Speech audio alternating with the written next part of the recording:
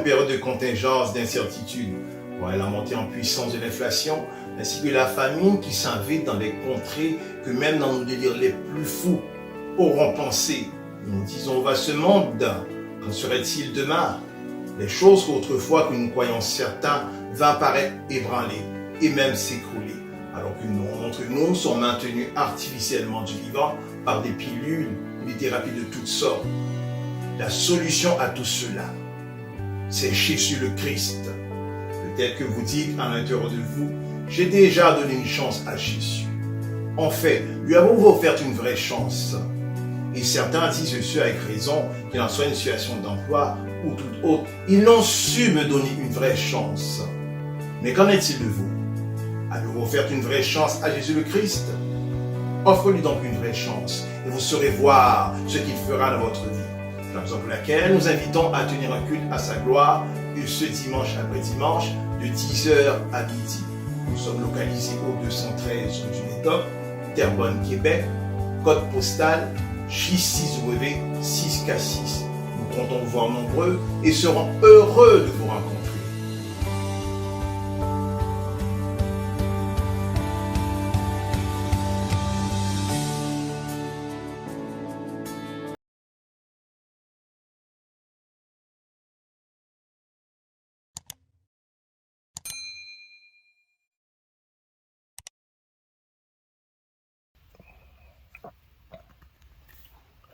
Bon matin à tous, c'est avec une joie combien immense que je vous retrouve en ce matin et je désire offrir mes sincères salutations à ceux qui sont exposés à nos vidéos.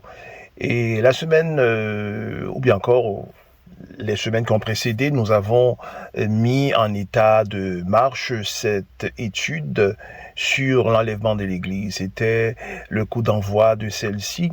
Eh bien, en ce matin, nous mettons cette étude sur la glace.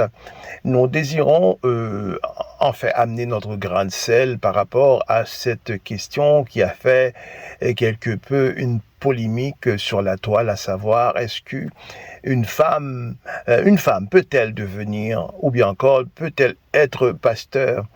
Et nous allons formuler quelques arguments pour démontrer notre position par rapport à cela.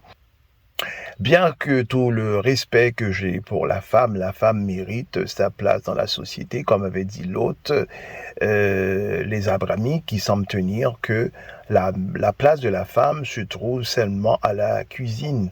Et non, la place de la femme n'est pas seulement à la cuisine, la place de la femme est partout où ce que un individu peut se trouver dans la société. Une femme peut être, par son choix, par sa décision, d'élever ses enfants, décider de demeurer au foyer. Elle peut également occuper un emploi, quel que soit l'emploi soit-il. Elle peut être infirmière, elle peut être policière, elle peut être également dentiste, docteur, professeur. Une femme peut être ce qu'elle aspire à devenir. Donc la femme a entièrement sa place dans la société. Et pour avoir une société grandissante, une société qui s'épanouit, une société plus riche, ainsi nous avons besoin de la femme. Mais toutefois, la question qui est soulevée aujourd'hui, c'est celle, est-ce que la femme peut-elle être pasteur? Et nous allons, par quelques arguments, démontrer si la femme peut être pasteur ou elle ne peut pas l'être. Bien que nous avons lancé plusieurs idées que la femme peut être nécessaire à la société pour le progrès de la société et son avancement, mais toutefois au point de vue biblique, une femme ne peut être pasteur, mais ainsi non seulement au point de vue biblique, mais au point de vue aussi social. Une femme ne peut être pasteur, encore moins tenir des responsabilités de pastorat au sein d'une assemblée. Et toutefois, elles se montreront rétractaires en s'appuyant sur des faits, si vous voulez, les faits bibliques. Et elles prendront le passage selon Galates 3 du verset 28 qui est dit qu'il n'y a ni homme, ni femme, ni grec, ni juif. Et cela, nous devons comprendre par ce passage qui ont à se baser sur ce passage pour justifier le fait qu'ils peuvent tenir un poste de pastorat dans une assemblée. Et il faut comprendre de ce passage qu'il s'agit d'une métaphore. La Bible ne peut se lire mot pour mot. Pourquoi? Parce que souvent la Bible a utilisé un langage feutré, un langage un peu plus sobre afin de pouvoir communiquer une idée. Il y a beaucoup de sons de la Bible, beaucoup d'éphémistes. Donc, ce passage ne peut être interprété mot à mot, parce qu'il est dit qu'il n'y a plus de grec, ni juif, ni homme, ni femme. Est-ce que, en ce moment, je vous pose la question suivante, dans l'ère que nous sommes, n'a-t-il pas le contrée d'Israël? N'a-t-il pas de ce contrée? Les gens qui occupent ce territoire, ce sont des Israéliens, ou bien encore des Israélites. Donc, n'a-t-il pas aujourd'hui homme ou femme? C'est le Seigneur qui donne le sexe à l'homme de porter le sexe masculin et la femme de porter un sexe féminin. Eh bien, qu'il n'ait pas de homme ni de femme, eh bien, nous parlerons en ce moment du non-binaire ou bien du non-genré. Et la Bible, vous comprenez que la Bible pourrait amener quelque chose d'aussi immoral qu'il n'ait pas d'homme ni de femme. Et cela, c'est quelque chose qui n'est pas du tout tenable. Et lorsque la Bible s'exprime de cette manière, c'est pour expliquer que dans le Seigneur, le Seigneur ne fait pas de favoritisme, le Seigneur n'a pas de préférence dans le Seigneur. Il nous voit tous un dans le Christ, mais toutefois, il y a des distinctions. Il y a des distinctions. C'est un langage, c'est un féministe que l'apôtre a utilisé afin de pouvoir communiquer une vérité. Elles s'appuieront ainsi sur le fait que Jésus le Christ, au moment de sa résurrection, lorsque les deux maris ont accouru pour aller embaumer Jésus le dimanche matin, au tombeau, alors qu'ils sont arrivés, ils se sont mutés à un tombeau vide. Et l'ange qui était aux abords du tombeau, leur a donné ce message, le message de la résurrection. Et l'ange leur a dit d'aller auprès des 12, les faire savoir que le Christ n'est plus dans le tombeau, qu'il est ressuscité.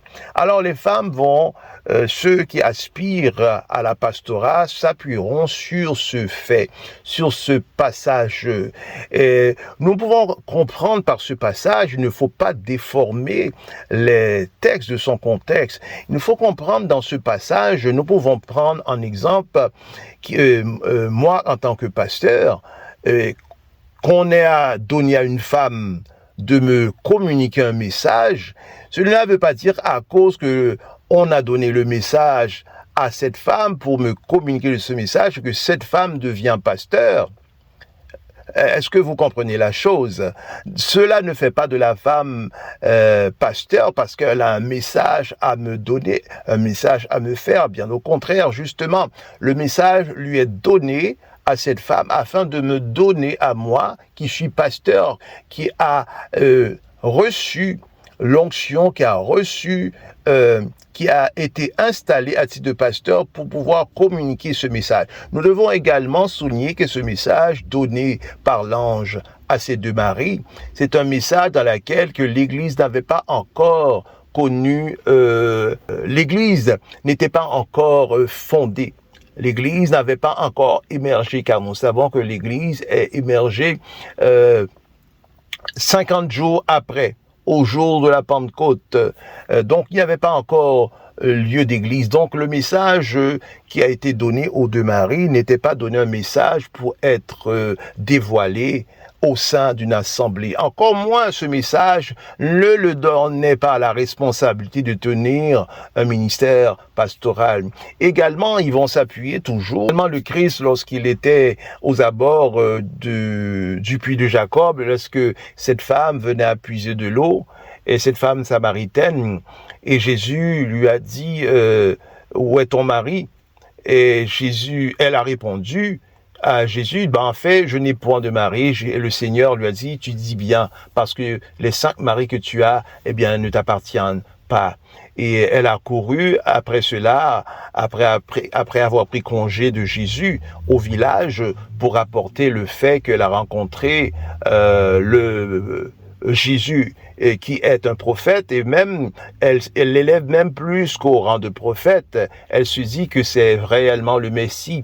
Donc, elle avait à colporter ce message aux villageois de ce contrée. Mais toujours cela, ce n'est pas un message qui a été donné au sein d'une assemblée, c'est un message qui a été donné au sein d'une tribu, si vous voulez.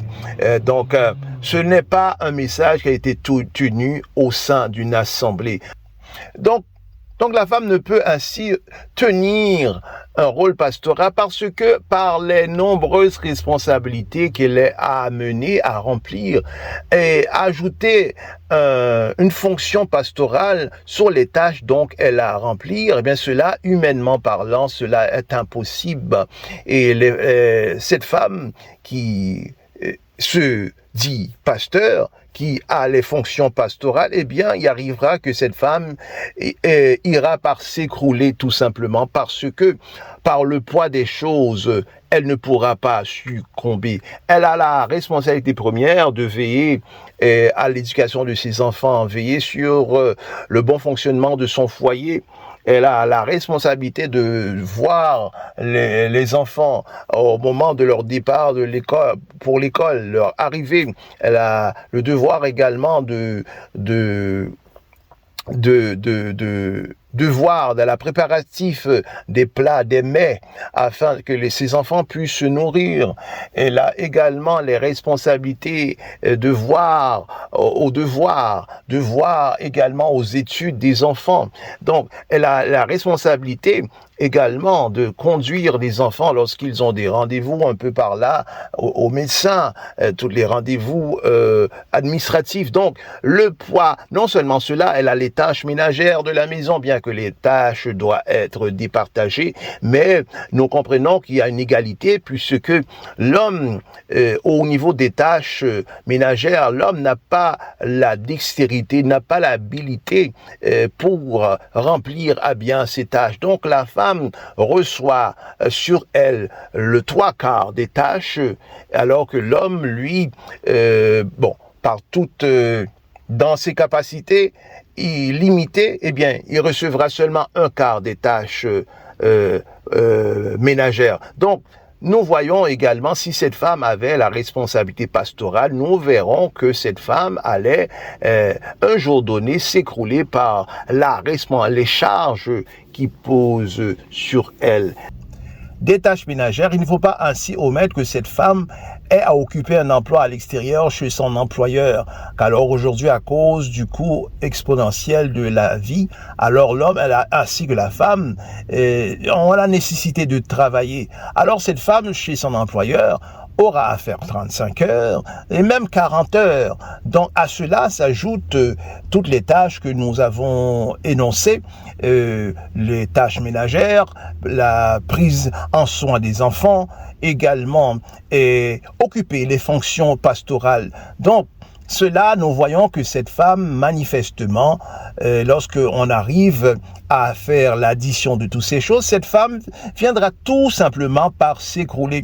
Et souvent, nous les entendons, même ceux qui n'occupent pas des fonctions pastoraux, se plaignent que, ils sont souvent victimes de fatigue parce que la tâche pour eux est colossale. Donc cela est impossible. Et lorsque cette femme prendra des responsabilités pastorales, mais il y a un danger. Le danger, c'est qu'il y aura l'absence des deux parents. Et nous savons, lorsque les deux parents en sont absents, il y a la possibilité que cet enfant se tourne vers la délinquance juvénile. Non seulement cela, mais il faut comprendre également qu'un pasteur peut être appelé à tout instant. à tout moment dans un cas d'urgence. Mais s'il a ainsi, comment que la femme saurait délaisser son foyer? Et nous pouvons imaginer cette femme qui, maintenant, qui est enceinte de 6 mois, de 7 mois, et que cette femme tient un ministère pastoral à l'Église. Est-ce que pour vous, cela est quelque chose que, dans votre bon sens, quelque chose de convenable? Et cette femme, maintenant, qui est enceinte de 7 mois, 8 mois, arrivera maintenant au moment qu'elle est à accoucher. Et elle prendra congé de l'Assemblée les 3, 4 premiers mois. Est-ce que cela est concevable d'abandonner un troupeau aussi longuement? Et pas même un dimanche que nous pouvons délaisser un troupeau. Imaginez-vous que dans un contexte que nous devons nous soustraire de l'Assemblée pour une aussi longue période. Donc, cela fait appel au bon sens. Et également, et cette femme qui également est en état d'urgence, elle est toujours enceinte, ou bien peut-être même pas du tout enceinte, mais qu'on l'ait appelée dans un cas d'urgence pour se rendre à n'importe quelle heure de la nuit auprès d'une brebis. Alors cette femme, si elle a des petits-enfants à bas âge, 5 ans, 8 ans, donc cette femme délaissera ses enfants afin de se rendre auprès d'une brebis tard dans la nuit. Mais cela demande du bon sens. Et également, la Bible dit que la femme se soumet à son mari dans le foyer. Eh bien, cette femme qui occupe un titre pastoral au sein d'une assemblée, qu'elle est premièrement à prendre l'autorité sur l'homme, deuxièmement, à cette autorité qu'elle a à prendre sur l'homme au sein de l'Assemblée, eh bien, elle amènera cette autorité jusque de l'Église, jusque dans le foyer. Nous voyons un peu la confusion. Nous voyons un peu et quelle catastrophe que cela sera que cette femme ait amené toute l'autorité qu'elle a à prendre, l'autorité qu'elle a à prendre à l'Église, qui est une autorité qu'elle a pris de manière clandestine, qu'elle amènera cette autorité-là aussi dans le foyer. Eh bien, dans le foyer, il est que c'est l'homme qui se soumettra à la femme.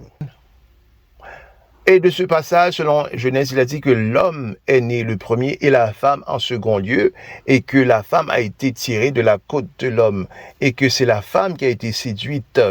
Et nous devons saisir de ce passage que, à cause que l'homme a été né le premier, que l'homme a un droit d'aînesse. Le droit d'aînesse que nous trouvons selon Ésaü et Jacob. Donc, Ésaü avait le droit d'aînesse sur Jacob. Et donc, nous savons selon l'histoire que Ésaü a renoncé à son droit d'aînesse. Mais toutefois qu'il est de l'homme, l'homme n'a point renoncé à son droit d'aînesse. L'homme n'a point renoncé à son droit pastoral, car nous savons que dans le temps de jadis, dans la famille, c'était l'aîné qui avait la responsabilité, surtout du côté des Lévites, qui avait la responsabilité sacerdotale. Donc c'est l'aîné qui avait la responsabilité, et si cela a devenir souverain sacrificateur. Donc c'était donné à l'aîné. L'aîné avait ce droit-là. Et donc, l'homme n'a pas négligé encore du tout, n'a pas encore de mieux abandonné son droit d'aînesse de la pastorat. Donc, le droit de pastorer une assemblée est toujours à l'homme. Et ainsi, il est dit que c'est la femme qui a été séduite. Pour la raison pour laquelle, c'est que c'est la femme. La femme, elle est facile à être séduite. L'homme peut ainsi être séduit, mais la femme, quant à elle, la femme est plus facilement à être séduite. L'homme peut être séduit par des choses, le nombre des choses, ou bien encore le palmarès des choses dans laquelle que l'homme puisse être séduit est beaucoup moindre que de la femme. L'homme puisse être séduit par une belle femme lorsque la femme comporte des belles rondeurs, la femme est belle de figure. Donc l'homme est séduit par ces choses par la femme, mais la femme, au niveau d'être séduit, elle a multiples choses dans lesquelles qu'elle peut se laisser séduire. Elle se laisse séduire non seulement être séduit, il y a la jalousie également qui rentre dans le décor. Elle se laisse séduire seulement parce que elle a une amie qui a une plus belle maison, qui a des plus beaux meubles, qui a des plus beaux cheveux. Elle se laisse séduire par tant de choses, des choses qu'elle envie. Donc la séduction, c'est également, dans la séduction, nous trouvons aussi l'envie également. Donc la femme, elle plus facilement se laissera être séduite. Donc, c'est la raison pour laquelle l'apôtre Paul s'exprime que c'est la femme qui a été séduite et non l'homme. Et pour terminer, lorsque la femme s'élève au rang de pasteur, c'est simplement qu'elle a affaire de la déstructure créationnelle et selon laquelle qu'elle arrive même à remettre en question l'ordre parfaitement préétabli par Dieu. Et non seulement qu'elle y met en question, elle va même à le défier puisqu'elle se lève au rang de pasteur. Et l'ordre parfait que Dieu a préétabli, ce sont laquelle que Dieu est le chef de Christ, et Christ est le chef de l'homme, et que l'homme est le chef de la femme. Puisque la femme s'élève pour être pasteur d'une assemblée, donc elle a à prendre l'autorité sur l'homme. Donc la femme maintenant deviendrait le chef de l'homme. Si nous allons toujours suivre cette projection, eh bien nous pouvons dire également que l'homme pourrait s'élever au-dessus de Christ, eh bien que maintenant l'homme deviendrait le chef de Christ. Eh bien cela, vous pouvez voir par vous-même, par votre bon sens, c'est une abomination. Comment, de quelle manière que l'homme pourrait s'élever au-dessus de Christ pour maintenant être son chef? Et c'est ainsi de la femme. Comment que la femme puisse-t-elle s'élever au-dessus de l'homme pour être son chef? Et nous voyons que cela, c'est une pure abomination et cela est accompagné d'une malédiction. Donc la femme ne peut aucunement s'élever au-dessus de l'homme. Et si nous continuons ainsi cette projection, puisque la femme s'élève au-dessus de l'homme, par l'autorité, eh bien nous pouvons ainsi dire que les enfants puissent également prendre l'autorité sur leurs parents. Alors nous voyons également, c'est une anarchie abominable.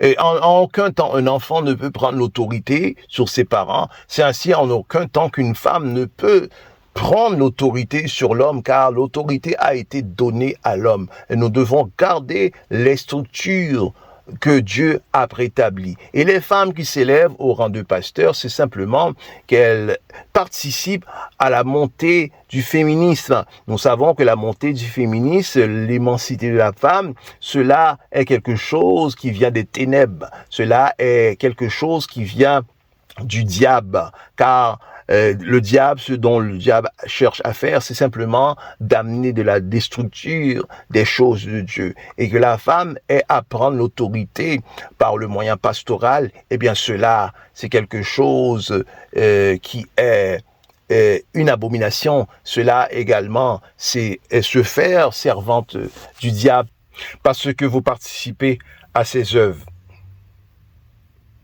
Donc, chers amis, il est revenu de se quitter. Nous serons ensemble la semaine prochaine, Dieu voulant. Et d'ici là, veuillez partager la capsule, veuillez appuyer sur la cloche de notification afin de pouvoir encourager la chaîne, encourager ce que nous faisons. Lorsque nous venons auprès de vous, semaine après semaine, nous venons avec seulement l'intention de vous encourager. Mais vous, en contrepartie, encouragez-nous afin que nous puissions vous encourager. Donc nous vous disons que Dieu puisse bien vous garder. C'est Pasteur Jade qui vous dit à la prochaine. Je bénirai l'Éternel. Alléluia.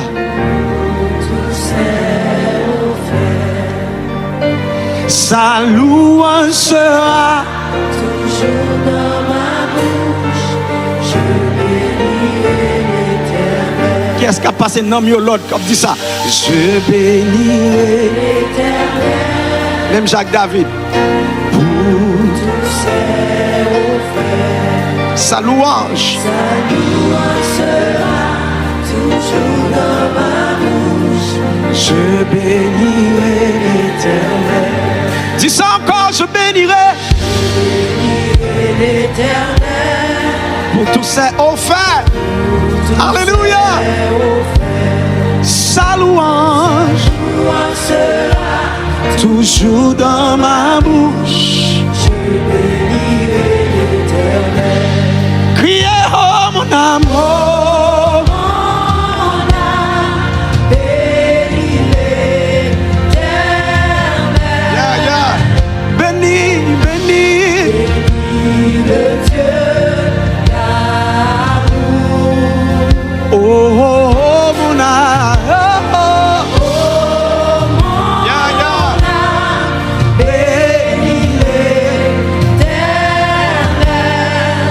Qu'il t'a fait du bien. Parce qu'il t'a fait du bien. J'exalterai, j'exalterai l'Éternel. Pour tous ses offerts. Pour tous ses offerts. Sa louange sera toujours dans ma bouche. Oh. J'exalterai l'Éternel. J'exalterai l'Éternel. Pour tous ses offerts. Combien de monde a compté les bienfaits de Dieu dans la vie? Sera toujours dans ma bouche. J'exalterai l'Éternel. Criez, oh mon âme. Oh. Mon âme bénis l'Éternel.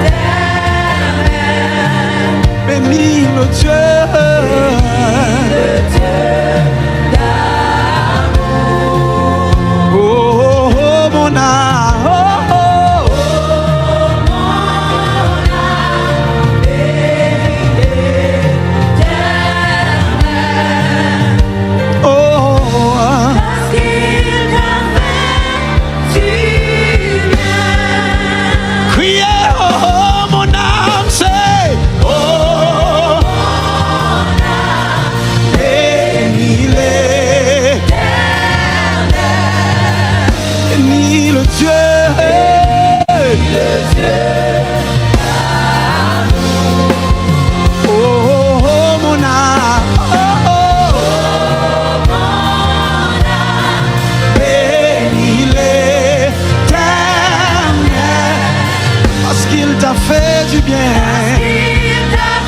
Seigneur a fait bien. Quand mon Seigneur a fait bien.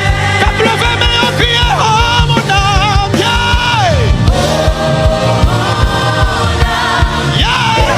âme, yeah.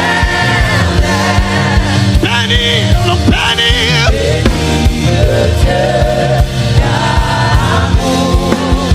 Oh, oh, oh, oh, oh.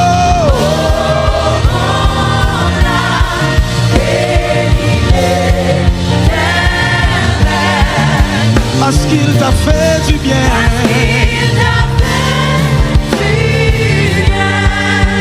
Parce qu'il t'a fait du bien. Parce qu'il t'a fait du bien. Parce qu'il t'a fait